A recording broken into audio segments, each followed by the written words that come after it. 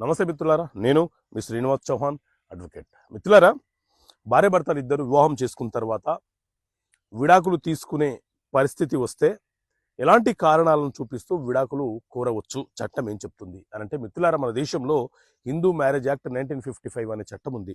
ఈ చట్టం ప్రకారంగా మేజర్లు చేసుకునే వివాహాలన్నీ కూడా చట్టబద్ధమైనవే.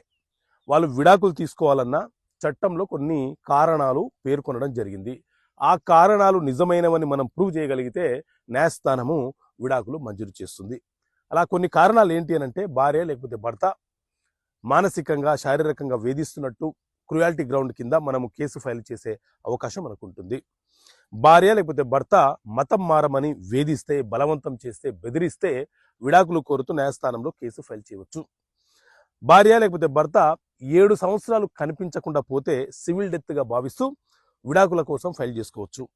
అదేవిధంగా భార్యకు లేదా భర్తకు ఎయిడ్స్ కానీ, కుష్టు రోగం కానీ, నయం కాని వ్యాధులు సంక్రమిస్తే విడాకులు కోరుతూ కేసు ఫైల్ చేయవచ్చు.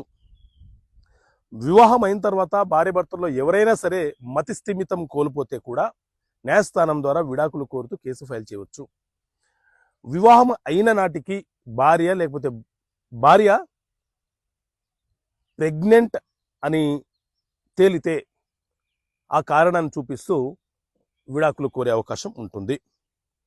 సో ఇలా రకరకాల కారణాలు మన చట్టంలో ఉన్నాయి. ఆ కారణాలు నిజమైనవని మీరు ప్రూవ్ చేయగలిగితే న్యాయస్థానం ద్వారా మీరు విడాకులు కోరే అవకాశం ఉంటుంది. ఓకే మిత్రులారా, థ్యాంక్ యూ. జై హింద్.